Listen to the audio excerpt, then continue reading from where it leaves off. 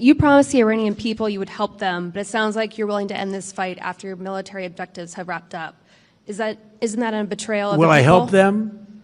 I'd like to, if they can behave, but they've been very menacing. You know, they're great people. They have an amazing population. It's amazing, smart, brilliant, energetic. They have a great, I'd love to help them, but they have to be in a system that allows them to be helped. And right now they're in a system that only allows failure. And I don't want that. And I want a system that's not going to be attacking us. We want a system that can lead to many years of peace. And if we can't have that, we might as well get it over with right now. Yeah, please. I think he had trouble hearing the questions. Donald Trump told the Iranian people that help was on the way. Now is the time, he said. Seize your destiny. Then a reporter stood up at his press conference and asked him, to his face, whether abandoning them now was a betrayal. And Trump's answer is the whole story. Listen to what he says he needs from them first. Let's watch it together. And before I tell you to like and hit that subscribe button, please allow me the chance to earn that from you. It is exasperating, isn't it, James? I mean, the performance by the president yesterday in his press conference down at Mar-a-Lago was a masterclass in evasion, in contradiction, and in making it up on the fly. I mean, he got to the point yesterday at Mar-a-Lago where he actually, seriously, with a straight face, was advancing the argument that not only was Iran on the brink of getting a nuclear weapon that could eventually target the United States, although he simultaneously laid claim to the argument that he had completely obliterated all of Iran's nuclear capacity only last July in Operation Midnight Hammer, but he also advanced the claim that Iran was on the brink of taking over the entire Middle East. That, he said, is why he had to act. I mean, luckily they got in just in the nick of time and stopped Iran from taking over the entire Middle East. A completely false, specious claim. There isn't a single analyst out there that can find anything rooted in fact to support that claim. So he says we've won, but we haven't won enough. When he's pushed on what winning enough looks like, it becomes apparent that he's going to do this for a few more days and then perhaps engage in some kind of partial withdrawal, although what sort of ability he has to constrain Prime Minister Benjamin Netanyahu and Israeli forces from continuing their assault on Iran was not addressed during the course of the press conference. And I think it's become evident that behind the scenes, he's had the Qataris and the Saudis particularly putting the arm on him and saying, this has got to stop. This is, we told you not to do this. We've warned you consistently about the risks of this sparking a wider regional conflict in the Middle East. It's laying waste to our economies. It's laying waste to cities like Dubai. It's putting our citizens at risk. You've got now to climb down. And buried in all of this, James, was the complete betrayal of the American people by a president who twice now, during the protests back in January, and then again 8 or 9 days ago when this war got underway, said to the Iranian people, first time round, help is on the way. Second time round, now is the time for action. Now is the time for you to seize control of your own destiny. But take a listen to the betrayal of the Iranian people by Donald Trump at the end of the press conference yesterday. You promised the Iranian people you would help them, but it sounds like you're willing to end this fight after your military objectives have wrapped up. Isn't that a betrayal of the people? Will I help them? I'd like to, if they can behave, but they've been very menacing. You know, they're great people. They have an amazing population. It's amazing, smart, brilliant, energetic. They have a great, I'd love to help them, but they have to be in a system that allows them to be helped. And right now they're in a system that only allows failure. And I don't want that. And I want a system that's not going to be attacking us. We want a system that can lead to many years of peace. And if we can't have that, we might as well get it over with right now. Yeah, please. I think he had trouble hearing the question. So the early part of that, when he appears to be suggesting that the Iranian people have been menacing him, I think he was really talking there about the Iranian leadership. But as you head further down that answer, and he makes it clear that he can only help people who exist in a system where help is viable, and they unfortunately don't, that was absolutely pulling the rug out from beneath the Iranian people, for whom he's going to offer, it would seem, absolutely no assistance as he begins the process of wrapping this military campaign up. And of course, on both sides of the Atlantic, that means that the people who profess to be in favour of this action, because it would liberate the Iranian people or replace the regime or punish the human rights abuses and the years of oppression and suppression, with egg all over their faces. But it doesn't matter, because Donald Trump also gives them another reason why they should have supported the war in the first place, even though it completely contradicts the one that was given 10 minutes ago. But I think it's even more devastating for them than that, James, because, again, in that press conference yesterday, he made it apparent that he's perfectly willing to carry on working and dealing with whatever is left of the regime. He doesn't much fancy Mojtaba Khamenei, the supreme leader's son, casting around looking for someone else to lead. But he again cited the example of Venezuela, where he says he's working with the woman he always refers to as Delcy Rodriguez, Maduro's number 2 in the old government, now running the show. And he thinks she's fabulous and we can just get stuff done with her. And, you know, the subtext of that message is we don't have to worry about elections and democracy and getting the Venezuelan people involved in this. I'm going to be the decider. He said that he and Benjamin Netanyahu mutually would decide when this was all going to wrap up, and that he must play a role personally in selecting the next Iranian leader. So this is not an Iranian democracy that he has any interest in fostering whatsoever. Yes, you're absolutely right, and I won't hold my breath for all the apologies and op-eds from all the people who insisted that this was a necessary corrective to the hideousness of the Iranian regime, because they were at the time completely ignoring the obvious reality of Donald Trump and what he was most likely to do. Does any of this, and this is a question I'm asking you for the 7 millionth time, does any of this matter in the context? I mean, his approval ratings are plummeting, aren't they? Unemployment figures are bad. Inflation, or at least the price of oil, is going to be going up, despite his attempts to calm things a bit yesterday, which were, a qualified success. Does any of it matter? Does anybody ever show signs of breaking ranks or pulling away from the Trump pantechnicon? Well, I think it matters in the sense that if he thought this was going to be a cakewalk and he thought that this was going to turn his fortunes around for the midterms, that certainly hasn't played out. And indeed, yesterday in that press conference, we went back to the whole issue of election interference and his argument that mail-in voting is a fraud. I mean, he's definitely returning to all of that very, very soon as an issue. He was actually, on a very rare occasion, held to account over the Tomahawk missile strike on the school in Iran that kicked this conflict off, leading to at least 165 deaths, mostly of school children, many of them girls. And he faced this question from a New York Times journalist. You just suggested that Iran somehow got its hands on a Tomahawk and bombed its own elementary school on the first day of the war. But you're the only person in your government saying this. Even your defense secretary wouldn't say that when he was asked, standing over your shoulder on your plane on Saturday. Why are you the only person saying this? Because I just don't know enough about it. I think it's something that I was told is under investigation. But Tomahawks are used by others, as you know. Numerous other nations have Tomahawks. They buy them from us. But I will certainly, whatever the report shows, I'm willing to live with that report. Now, the extraordinary thing about that is not so much the president's response, where he's plainly lying about the notion that this was an Iranian missile strike that went wrong. I mean, we even had Republican senators yesterday, John Kennedy of Louisiana, publicly apologizing for what they conceded had been an American mistake right at the start of the war.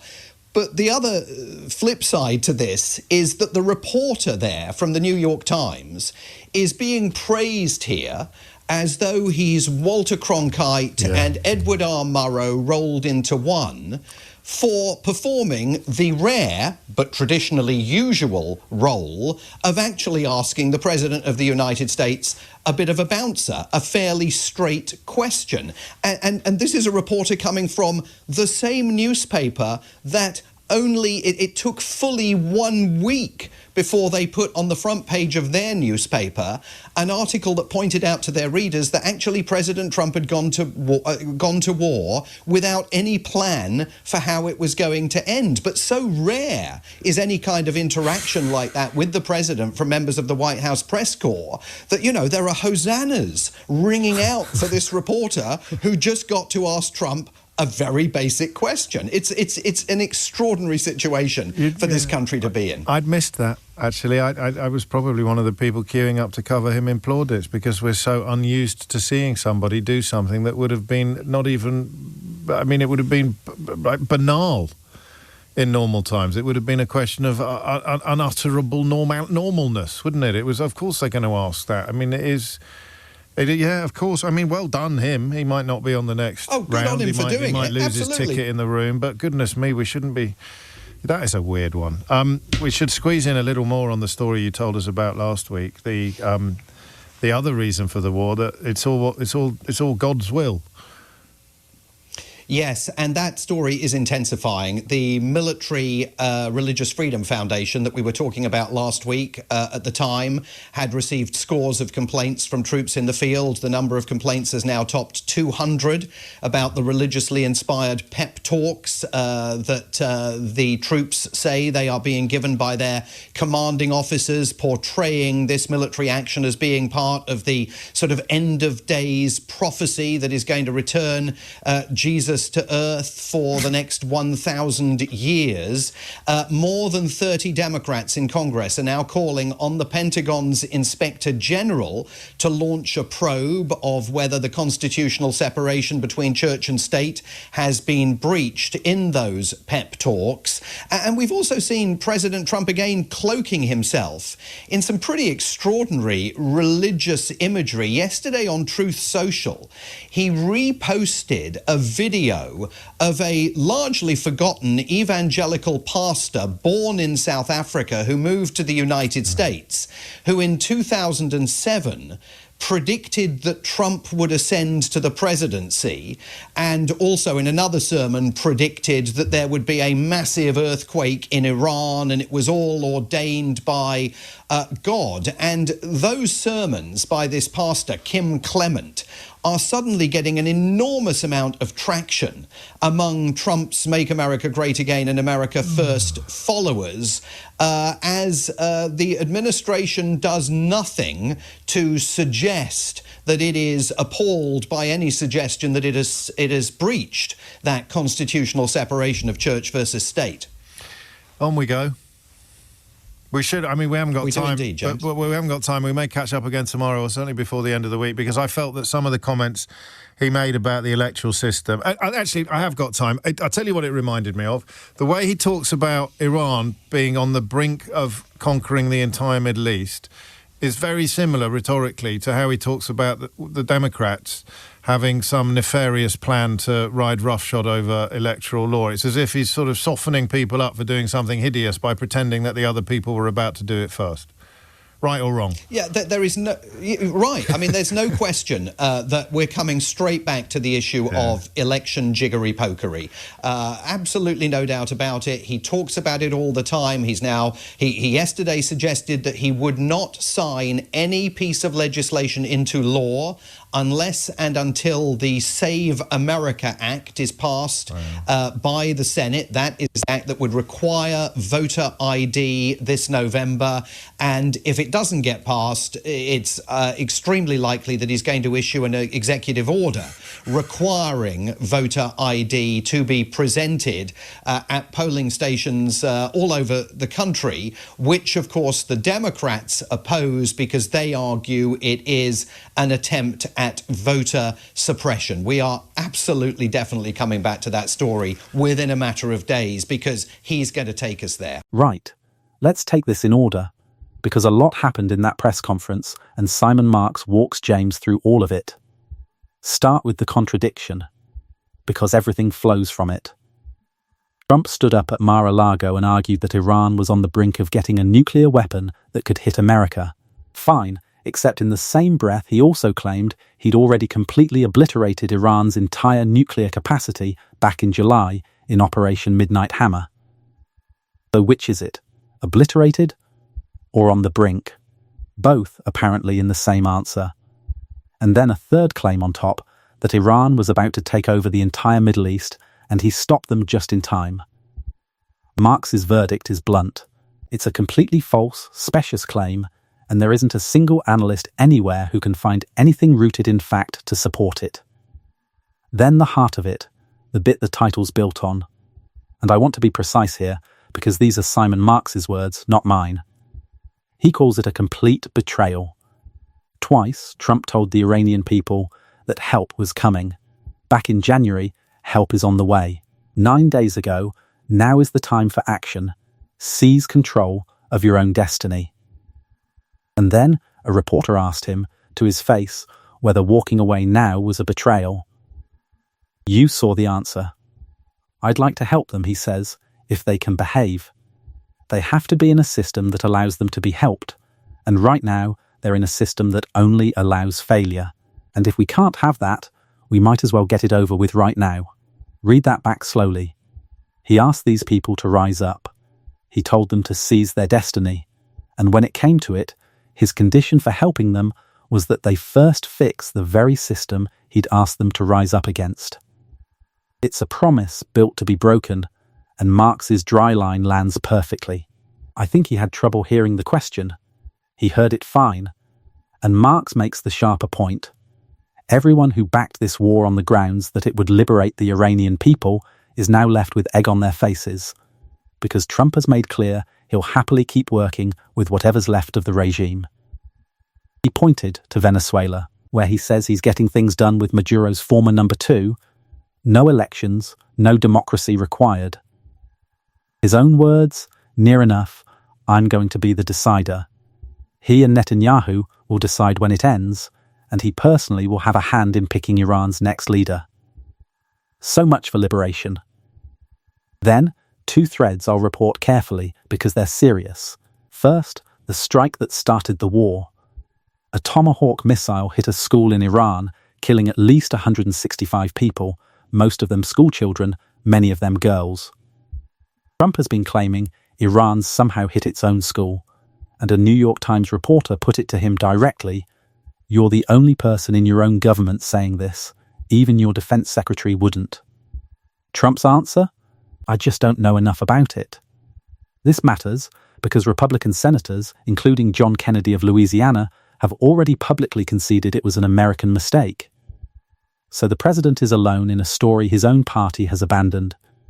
And here's a small telling thing Marx flags. That reporter was hailed as a hero just for asking a straight question.